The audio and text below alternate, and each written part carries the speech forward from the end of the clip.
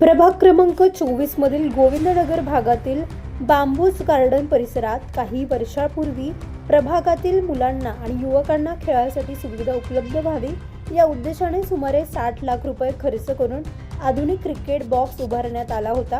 मात्र काल मध्यरात्रीच्या सुमारास अज्ञात समाजकंटकांनी या क्रिकेट बॉक्सला आग लावून जाळल्याची धक्कादायक घटना घडली आहे। रहिवासी परिसरात असलेल्या क्रिकेट बॉक्सला आग लागल्यानं परिसरातील नागरिकांमध्ये तसेच नियमितपणे क्रिकेट खेळण्यासाठी येणाऱ्या खेळाडूंमध्ये भीतीचं वातावरण पसरले।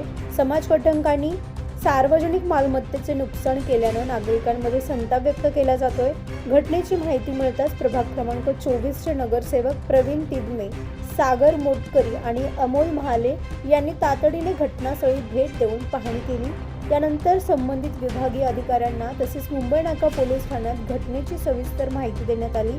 यावेळी नगरसेवक प्रवीण तिदमे यांनी बोलताना सांगितले, क्रमांक 24 मध्ये नाशिक महापालिकेत ज्यावेळेस मी नगरसेवक होतो 2017 निवडून आल्यानंतर, त्यावेळेस नाशिक महापालिकेचं पहिलं बॉक्स क्रिकेट यासाठी 60 लाख रुपये मंजूर करून हे बॉक्स क्रिकेट ग्राउंड आपण इथे तयार केलं होतं।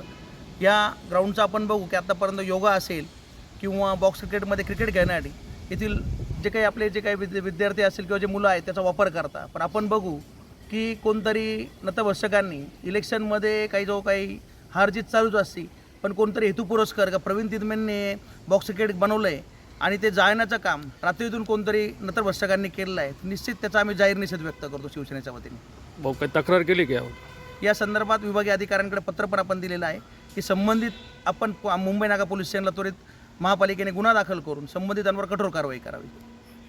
क्रिकेट बॉक्स परिसरातील मुलांसाठी आणि युवकांसाठी एक महत्त्वाचे क्रीडा केंद्र होते।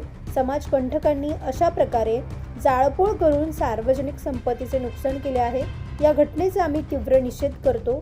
दोषींवर तात्काळ कारवाई करावी अशी मागणी पोलीस प्रशासनाकडे करण्यात आली असून भविष्यात अशा घटना घडू नयेत यासाठी कडक उपाययोजना केल्या जातील। दरम्यान पोलीस प्रशासनाने घटनास्थळी पंचनामा करून तपास सुरू केला असून सीसीटीव्ही फुटेजच्या आधारे आरोपींचा शोध घेण्यात येतोय।